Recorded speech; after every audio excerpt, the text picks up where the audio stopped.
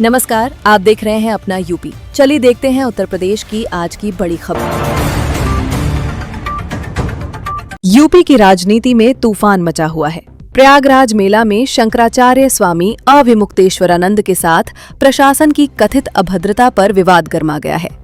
Deputy CM Keshav Prasad Maurya ने लखनऊ में press से बात करते हुए कहा, मैं शंकराचार्य के चरणों में प्रणाम करता हूं। विरोध खत्म करे और गंगा स्नान करे, अभद्रता की जांच होगी। उन्होंने अपील की कि अगर कोई दोषी पाया गया तो सख्त कार्रवाई की जाएगी। स्वामी के वकील डॉक्टर पीएन मिश्रा ने भी मीडिया से बात की। विपक्षी नेता अखिलेश यादव ने इसे सबसे बड़ा अधर्म बताया और भाजपा पर सनातन का अपमान करने का आरोप लगाया। ये घटना कुंभ मेला जैसी धार्मिक सभा में हुई, जहां स्नान अनिवार्य है। विवाद ने राजनीतिक तापमान बढ़ा दिया है, लेकिन डिप्टी सीएम की अपील से शांति की उम्मीद जगी है। पूरे यूपी में चर्चा का विषय बना हुआ है। सनातन धर्म का अपमान हो रहा है या नहीं? अखिलेश यादव ने लखनऊ प्रेस कॉन्फ्रेंस में भाजपा पर सीधा निशाना साधा। उन्होंने कहा, भाजपा अधर्म के रास्ते पर है। शंकराचार्य और संतों को गंगा स्नान से रोकना सबसे बड़ा अधर्म है। सरकार शंकराचार्य से प्रमाण पत्र मांग रही है।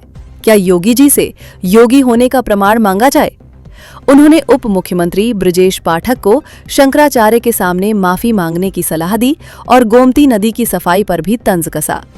नोएडा इंजीनियर मौत, संभल जज ट्रांसफर जैसे मुद्दे भी उठाए। सपा नेता शिवपाल यादव ने गठबंधन की अटकलें खारिज की। ये विवाद प्रयागराज मेला से जुड़ा है और यूपी की राजनीति को गरमा रहा है। युवा और धार्मिक समुदाय में गुस्सा है। अखिलेश ने सपा के विरोध का ऐलान किया।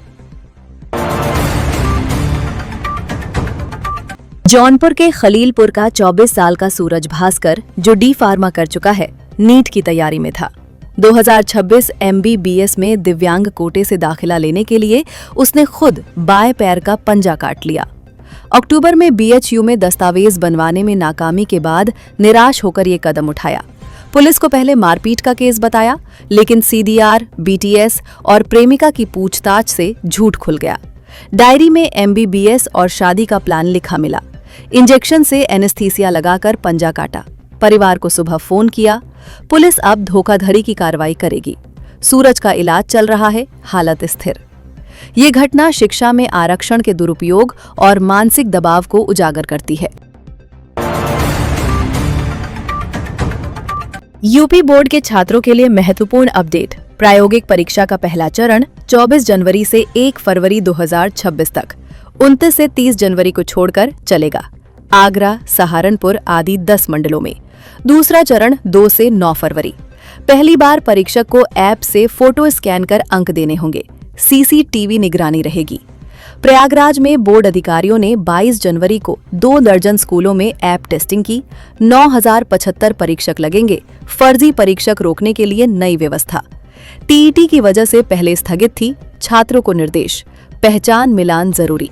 ये बदलाव पारदर्शिता बढ़ाएगा। स्वास्थ्य खतरे की घंटी। मऊ में कई बोतलबंद पानी प्लांट्स के सैंपल में कोलीफार्म बैक्टीरिया मिला, मैग्नीशियम कैल्शियम कम। पब्लिक एनालिस्ट लैब लखनऊ की रिपोर्ट में पीलिया, डायरिया, टाइफाइड, कॉलेरा का खतरा बताया। फूड सेफ्टी टीम ने रेड चलाकर सैंपल लिए।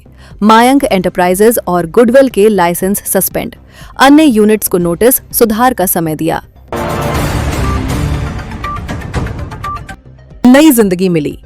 देवरिया की 55 वर्षीय महिला को मायस्थेनिया ग्रेविस, ऑटो इम्यून बीमारी में सांस लेने में दिक्कत, मसल वीकनेस थी।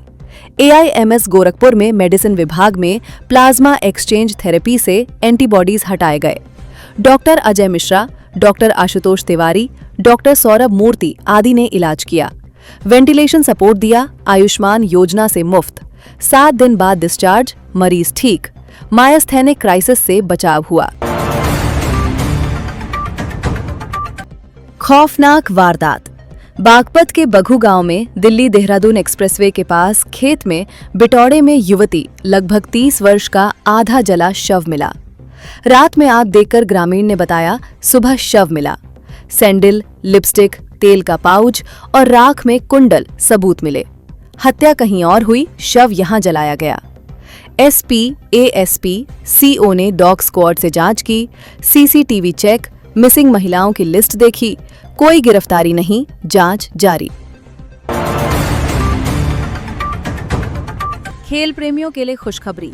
सीएम योगी ने मेरठ मेजर ध्यानचंद खेल विश्वविद्यालय का निरीक्षण कर 10 एकड़ अतिरिक्त जमीन कुल 100 एकड़ देने, 15 खेल शुरू करने और 8 अतिरिक्त खेल बास्केटबॉल, कबड्डी आदि की मंजूरी दी। हाई परफॉर्मेंस सेंटर, बायोमैकेनिक्स आदि सुविधाएं, पहले चरण 250 करोड़, दूसरे 200 करोड़। विधायक प्रतियोगिताएं, ग्रामीण लीग, हर ब्लॉक पर मिनी स्टेडियम, ओलंपियन तैयार होंगे।